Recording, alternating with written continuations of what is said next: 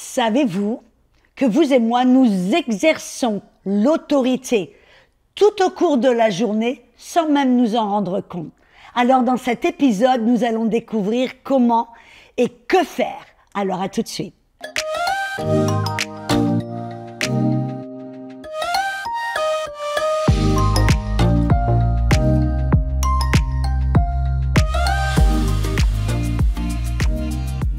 Bonjour et bienvenue à la zone Rafa. Je suis tellement ravie que vous ayez choisi de passer un petit temps avec moi.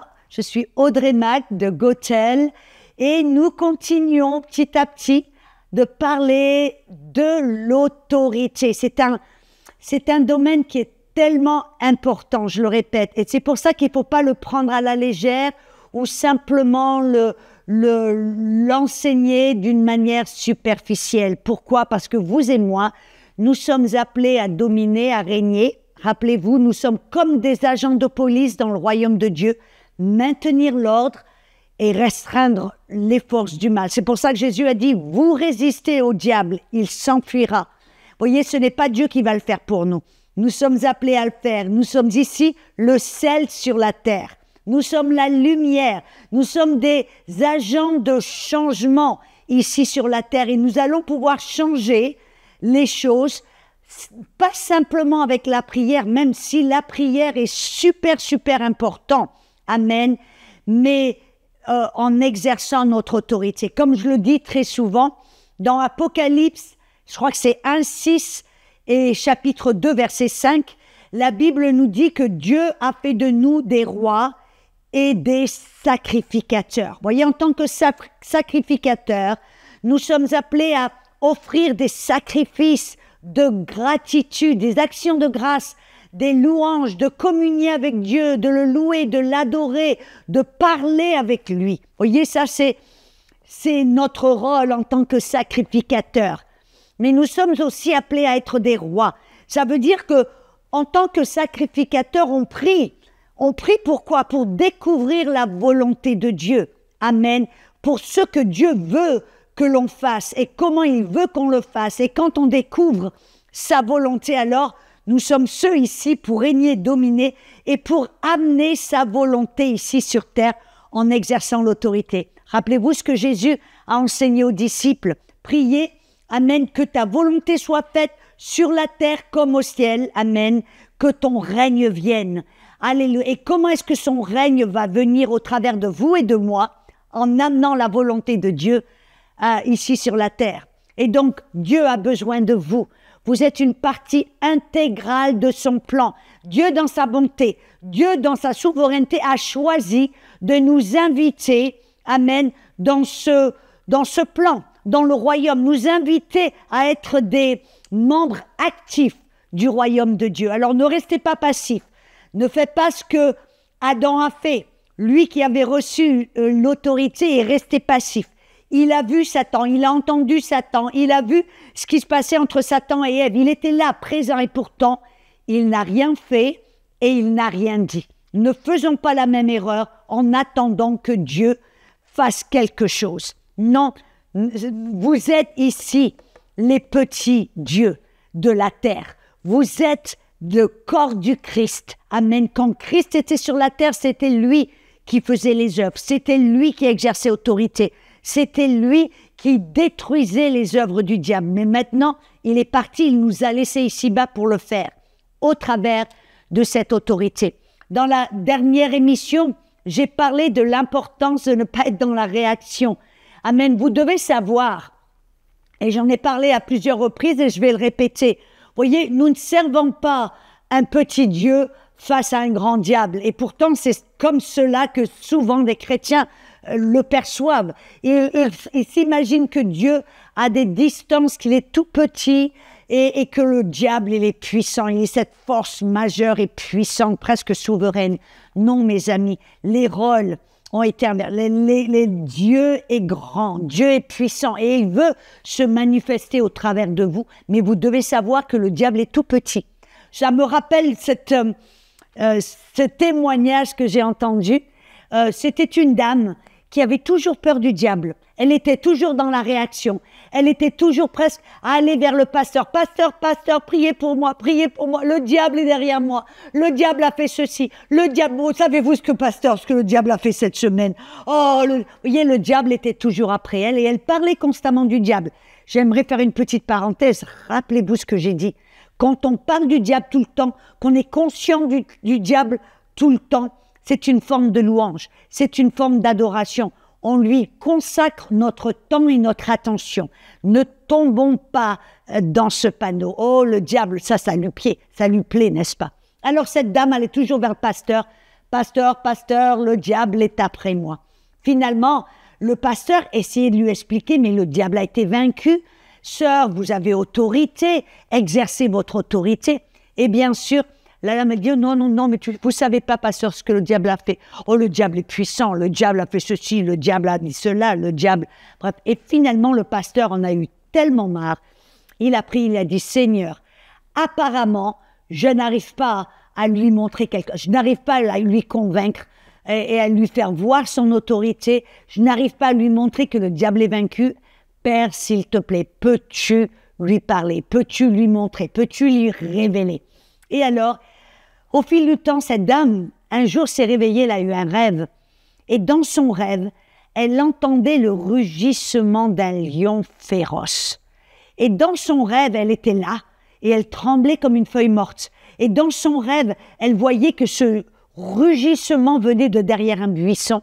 Alors, dans son rêve, elle allait petit à petit sur la pointe des pieds pour aller voir avec précaution, pour voir quel était le monstre qui était caché derrière ce buisson. Et quand elle est arrivée près du buisson qu'elle a regardé, elle a vu que c'était une toute petite souris avec un gros mégaphone. Et elle s'est réveillée. Et là, le Saint-Esprit lui a parlé, il lui a dit, voilà, c'est le diable. Il est simplement une petite souris qui n'a plus aucune autorité, qui a simplement un gros mégaphone, c'est-à-dire qu'il ment. Il va intimider, il va persuader qu'il a plus de puissance et de droit que ce qu'il en a. Alors, voyez, vous et moi, nous ne devons pas accorder autant de temps et d'attention au diable. C'est pour cela qu'on a besoin du Saint-Esprit. Quand le Saint-Esprit vous montre quelque chose, qu'il y a un démon ou qu'il y a un problème, c'est avec l'aide du Saint-Esprit, ça nous garde en équilibre. Voyez, ça nous garde dans cet équilibre où on ne tombe pas dans le panneau où oh, il n'y a pas de démon, il n'y a pas de diable, il n'y a rien du tout. Amen. Ou alors on tombe dans l'autre excès où on voit un démon derrière tous les buissons. Alors le Saint-Esprit va nous garder au centre, dans cet équilibre où avec son aide, il nous montre quand c'est un démon, quand c'est une maladie, quand on a, voyez, comment exercer autorité et la situation spécifique. Vous comprenez ce que je veux dire?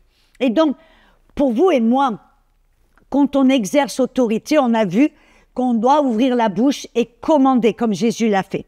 Mais savez-vous, mes amis, que l'on exerce autorité tout le long de la journée, même sans s'en apercevoir? Qu'est-ce que je veux dire par là? Rappelez-vous, dans Matthieu 16, verset 19, Jésus, avant de partir, a dit aux disciples, « Je vous donnerai les clés du royaume. » Et nous savons que les clés est un symbole d'autorité. Donc, parce que les clés, c'est fait pour quoi? Pour ouvrir et fermer, pour donner accès ou interdire accès, n'est-ce pas? Et Jésus a dit, je vous donnerai les clés du royaume. Et il dit, tout ce que vous interdisez sur la terre sera interdit dans les cieux. Et tout ce que vous permettrez ou autoriserez sur la terre sera autorisé dans les cieux. Non, je viens de lire ce verset dans la Bible complète juive. Bien sûr, elle n'est pas en français, je pense pas. Elle est en anglais, mais j'ai pris la liberté de la traduire en français. Parce que ce verset dans cette traduction explique exactement ce qu'est notre autorité. Notre autorité, ce sont des clés pour ouvrir et fermer, permettre et interdire. Et là, quand on parle, Jésus parle, il dit, vous allez interdire et permettre dans les lieux célestes. Bien sûr, vous savez maintenant que les lieux célestes, ça ne fait pas référence au 3e ciel où Dieu, le trône de Dieu demeure, mais c'est le 2e ciel. comment suis-je venu à cette conclusion? On voit l'apôtre Paul dans le livre aux Corinthiens a dit qu'il avait été emmené au troisième ciel, pardon. Donc s'il y a un troisième ciel, ça veut dire qu'il y a un deuxième et un premier ciel. Quand on étudie, je n'ai pas le temps de couvrir cela, mais quand on étudie la Bible, on s'aperçoit bien sûr que le troisième ciel est là où il y a le trône de Dieu. Mais le deuxième ciel, c'est cette zone spirituelle où il y a l'armée du diable, où il y a ses armées, ses principautés, ses dominations, ses esprits du malien dans les lieux célestes et dans les ténèbres. Comment suis-je venu à cette conclusion? On voit dans Éphésiens 6:12. Paul parle, il dit on ne se bat pas contre la chair et le sang, mais contre les autorités, les dominations, les principautés dans les lieux célestes. Et là, il parlait de la hiérarchie de l'armée du diable, de Satan. Vous savez que Satan a une armée, que Satan a des démons, que Satan a même dans son armée une hiérarchie. Amen. Bref, je ne veux pas passer du temps là, je ne veux pas lui donner autant de temps que possible, mais on en parlera dans une émission prochaine. Mais là, je veux vous faire voir quelque chose. Que là, Jésus nous a dit que c'est à nous, ici sur la terre, qu'on peut autoriser ou on peut interdire certaines choses ici sur la terre, et ce sera permis ou autorisé dans les lieux célestes, là où il y a les forces du malin. Et voyez, ils gagnent accès ici sur la terre. Ils exercent une certaine influence ici sur la terre quand une personne lui permet de le faire. Rappelez-vous, dès le début, le diable ne peut pas prendre autorité par force.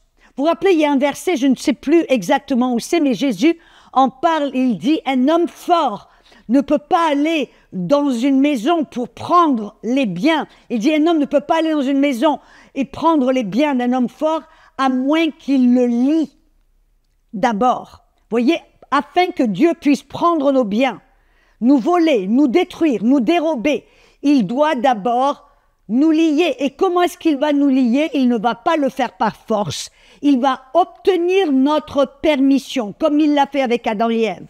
Et comment va-t-il obtenir notre permission? Quand vous et moi, au travers de nos paroles, on lui donne accès, on lui interdit. Vous voyez, quand on exerce autorité, on interdit en utilisant les clés d'autorité, on ferme la porte, on dit non, pas au travers de nos paroles. Rappelez-vous, Proverbe, je crois que c'est 18-21, il dit « La vie et la mort sont au pouvoir de la langue. » Avec nos paroles, nous allons ouvrir la porte ou fermer la porte, interdire ou permettre. Voyez? Et bien sûr, nous savons que c'est le cas quand nous exerçons l'autorité face à un problème, face à une maladie, face à un démon. Ça, c'est du donner. C'est Amen. Mais vous savez, mes amis, que nous exerçons autorité tout au cours de la journée. Nous ouvrons, nous fermons, nous utilisons les clés d'autorité tout au cours de la journée, même sans nous apercevoir. Nos paroles sont aussi puissantes que ça. C'est avec nos paroles que nous exerçons autorité et c'est avec nos paroles que nous permettons certaines choses. Voyez, la plupart des gens ne s'en rendent pas compte. Mais par exemple, je vous donne un exemple. Peut-être que vous dites « Ah, ouais, s'il y a un virus qui traîne dans les parages, moi je te dis, puis on rigole, ah, moi je te dis, je vais me l'attraper. » C'est sûr. S'il y a un virus qui traîne, moi, c'est sûr. Oh, tu sais, à chaque fois cette année, à cette époque-là, je ne sais pas pourquoi, à cette époque, je tombe malade tout le temps. Mes amis, que venez-vous de faire? Avec vos paroles, même sans vous en rendre compte, vous avez ouvert des portes. Pourquoi? Parce que vous avez dit avec votre bouche, s'il y a un virus qui traîne, je me l'attrape. Avec vos paroles, même si vous pensiez simplement dire une petite plaisanterie, voyez, les paroles, ce n'est pas une plaisanterie. Comme je l'ai dit, le pouvoir de la mort et de la vie, selon le pouvoir, l'autorité de notre langue et de nos paroles. Quand on dit je vais m'attraper un virus ou à chaque époque, chaque année, je vais tomber malade, je vais avoir la grippe ou peu importe. Et bien sûr, chaque année, ça se passe. Pourquoi? Parce que dans le monde spirituel, voyez, imaginez-vous, nous sommes sur la terre. Après, il y a la couche atmosphérique. Après, il y a le second ciel où il y a les forces du malin. Et après, il y a le trône de Dieu. Et là, vous voilà sur la terre et vous avez dit, à cette période, chaque année, je m'attrape la grippe. Qu'est-ce qui s'est passé dans le monde spirituel? Si on pouvait ouvrir le rideau, vous pourriez voir que vos paroles ont ouvert une porte dans le deuxième ciel afin que l'ennemi vienne et tout d'un coup, bien sûr, à cette époque, hop, vous tombez malade et vous dites, ben ouais, tu vois, je te l'ai dit. Non, non, non. Vous ne l'avez pas, vous ne le dites pas parce que vous l'avez parce que vous l'avez dit. Vous donnez permission avec vos paroles ou vous interdisez. Voyez, certains d'entre vous, vous posez la question pourquoi rien ne marche pour vous. Pourquoi vous êtes toujours d'une crise financière à une autre crise financière? Pourquoi? Parce que peut-être avec vos paroles, vous êtes dit, moi je sais pas, il n'y a rien qui marche pour moi. Je sais pas pourquoi, mais j'ai jamais d'argent, j'ai jamais de sous pour frotter l'un contre l'autre. Je suis toujours, mon compte bancaire, il est toujours dans le rouge. Et vous dites ces paroles, vous dites ce que vous voyez. Et en faisant cela, hop, vous ouvrez des portes. Vous permettez à l'esprit de pauvreté de venir dans votre maison. Vous savez, je le sais parce que je l'ai vécu. J'ai grandi dans la pauvreté. Où la pauvreté, c'est quelque chose dans laquelle on s'attendait. Mais vous savez, afin de changer cela, j'ai dû changer ma manière de penser, mais surtout, j'ai dû changer ma manière de parler. J'ai dû commencer à déclarer des bonnes choses dans ma vie. Amen, que mes finances étaient bénies. Amen, que mon porte-monnaie était béni, que Dieu était mon Père, qu'il me bénissait. Amen. Et la bonne santé, c'est la même chose. Je ne vais jamais dire, et souvent je vais vous dire quelque chose d'intéressant. L'esprit d'Antéchrist. L'esprit d'Antéchrist est à la charge. Son but, vous le savez, le diable, c'est pour dérober, pour détruire et pour tuer. Et vous savez qu'est-ce qu'il va faire? Il est en fin de compte comme un bon agent de publicité. Il va vous bombarder, il va bombarder vos yeux, vos oreilles avec ce que j'appelle ces panneaux publicitaires, la mort, la maladie, la pauvreté. Avez-vous déjà regardé un film ou peut-être une émission de cuisine ou je ne sais pas, de mode? Et vous regardez tout d'un coup, il y a les spots publicitaires. Et qu'est-ce qu'ils essaient de vous vendre? Une pilule, un médicament, ou alors de vous avertir qu'à l'âge de 50 ans, vous allez commencer à tomber en brioche, bref, qu'à tel âge, vous devez vous attendre à ceci, à ceci, à cela. Qu'est-ce que c'est, mes amis? C'est l'ennemi qui essaie de semer des semences dans vos cœurs, des semences de mort, des semences de maladie, des semences de pauvreté, des semences de haine, des semences de... Bref, la liste est longue. Et quand ces semences viennent dans votre cœur, qu'est-ce que vous allez faire? Vous allez commencer à parler. Vous allez commencer à dire oh, moi, j'ai rien qui marche pour moi. Moi, il y a une promotion, elle me passe toujours à côté. Ou moi, on me fait jamais de bien. Ou moi, il n'y a rien qui marche pour moi. Ou moi, je tombe toujours malade à cette époque. Ou vous savez, je me rappelle comme mon frère était tombé malade du cancer. Je suis allée, le cancer du cerveau, je suis allée pour prier pour lui. Bref, il ne voulait pas de la guérison divine. Bon, finalement, longue histoire, raccourcie, Dieu m'a permis de pouvoir l'amener au Seigneur, de prier cette prière de salut avec lui. Mais vous savez que quelques mois plus tard, il est mort. Et vraiment, ça m'a fait du mal. Je dis, Seigneur, et j'ai appris plus tard que pendant des années, mon frère disait toujours, moi je sais, je ne vais pas vivre passer la soixantaine. Et vous voyez, il n'a pas passé la soixantaine. Nos paroles, c'est tellement puissant. Qu'est-ce qu'il a fait? Nos paroles ouvrent et ferment des portes. Il a ouvert la porte au cancer. Il a ouvert la porte à la mort. Et qu'est-ce qui s'est passé dans le monde spirituel? Parce qu'il a donné permission dans les lieux célestes. Vous voyez, légalement, Dieu devait le permettre. Non pas parce que c'était sa volonté, mais parce que mon frère, lui, avait choisi, avait permis, lui, avait ouvert la porte. Vous voyez, les choses se font légalement. Vous savez aussi, il y a un verset qui est puissant. Dans Ésaïe 54, verset 17. C'est pour cela, mes amis, on ne doit pas être dans la paranoïa non plus, mais nous devons faire attention. Si vous vous entendez dire certaines choses constamment, rectifiez la chose. Ne permettez pas que la mort sorte, ou la maladie, ou la pauvreté sorte de votre bouche. Vous pouvez faire une correction de trajectoire, amen, alléluia, et changer les choses. Et vous savez, Jacques, il en parle. Dans Jacques 3, il dit, voyez, que nos paroles sont tellement puissantes, il dit, c'est comme un navire. Voyez, comment est-ce que vous allez pouvoir, si le navire va direction nord, comment allez vous pouvoir changer la direction? Vous allez tourner le gouvernail. Notre langue est le gouvernail de notre vie. Voyez, quand vous dites, si vous voulez changer les choses de la pauvreté à la prospérité, de la maladie à la bonne santé, amen, du bien, du mal au bien, vous allez changer vos paroles. Et c'est vrai, ça ne va pas, le changement ne va pas se faire du jour au lendemain. Vous voyez, quand un navire va direction nord et que le capitaine tourne le gouvernail, le navire ne va pas faire 180 degrés demi-tour. Petit à petit, ça va commencer à changer. Votre vie, ça va faire la même chose. Et vous devez faire attention, amen, parce qu'avec vos paroles, dans votre vie, vous exercez autorité. Et votre vie est un résultat de vos paroles. Savez-vous aussi que les paroles que les gens prononcent à votre sujet. Exemple, c'est Ésaïe 54, verset 17, il dit, et c'est dans la Osterwald que je vais la lire, il dit, « Aucune âme forgée contre toi ne réussira, et tu condamneras toute langue qui s'élèvera contre toi en jugement. » Regardez et écoutez un petit peu ce que ce verset est en train de nous dire.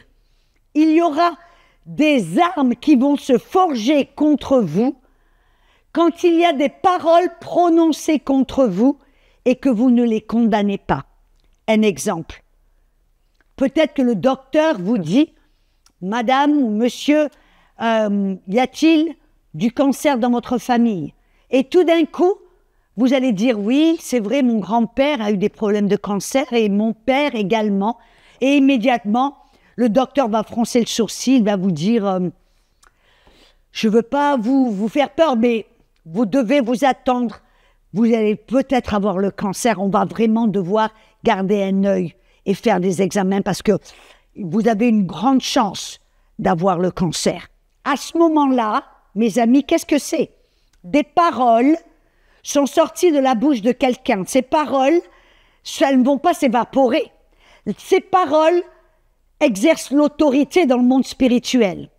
Et alors à ce moment-là, qu'est-ce que vous devez faire? Vous avez la responsabilité de condamner, ou vous devez condamner cette parole. Sinon, cette parole, voyez, si vous restez passif comme Adam dans le jardin, qu'est-ce que vous allez faire? Sans vous en rendre compte, vous allez céder votre autorité. Et cette parole devient une arme forgée contre vous. Et tout d'un coup, vous allez voir des choses qui vont se passer. Cette parole va rentrer dans votre cœur, va germer, produire la mort, la peur, le souci et peut-être le cancer. Voyez comment les choses fonctionnent. Donc, qu'est-ce que vous devez faire? Vous devez condamner cette parole qui a été prononcée à votre sujet. Même, voyez, quand j'ai dit, quand vous regardez la télé, ce sont des paroles qui, au travers des ondes de la télé, des paroles qui essayent de semer et de devenir des armes forgées contre vous si vous ne les arrêtez pas. Si vous écoutez ces paroles à longueur de journée, ça va devenir des armes forgées et vous devez les condamner. Quand je regarde une émission télé et qu'il y a des paroles de mort, de maladie, vous savez qu'est-ce que je fais à voix haute? Je dis non, cette maladie ne m'appartient pas. Non, ça n'est pas à moi. Non, j'annule ces paroles au nom de Jésus. Je me rappelle même, il y avait un monsieur qui appelait un vendeur de je ne sais pas quoi, qui m'a appelé au téléphone.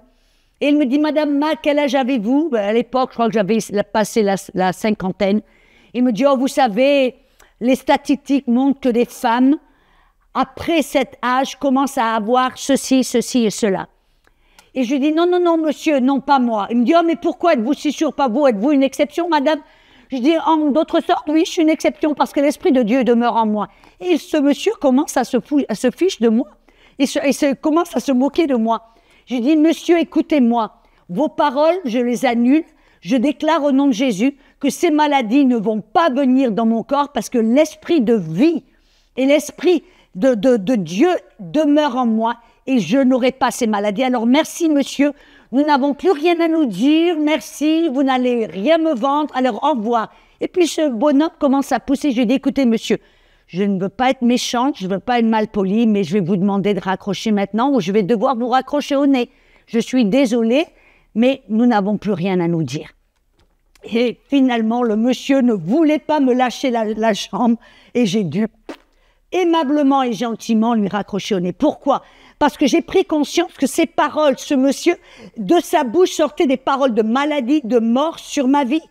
Et si je le laissais faire, il allait semer des semences de mort dans mon cœur et ces semences pourraient un jour permettre que je parle la mort sur ma vie, que je parle la maladie sur ma vie. Alors j'ai dit non, j'ai dû condamner ces paroles. Bien sûr, messieurs et mesdames, nous n'avons pas besoin d'être malpolis ou méchants. Nous pouvons être aimables, nous pouvons être gentils, mais nous devons le faire même avec un sourire sur le visage. Et je vais vous raconter un témoignage. Il y avait, en fin de compte, j'enseignais ce principe à une amie à moi qui avait une petite étude biblique. Et elle les a enseignés dans son étude biblique. Et il y avait un couple. Ce couple, Dieu leur avait parlé, ils avaient déjà plusieurs enfants et Dieu leur avait parlé qu'il allait leur donner un autre enfant. Bref, quelques mois plus tard, la dame est tombée enceinte. Quand ils sont allés chez le docteur, la docteure lui a appris que cet enfant allait être trisomique. 99,9% de chances qu'il soit trisomique. Elle lui a même conseillé l'avortement. Bien sûr, le couple a dit non.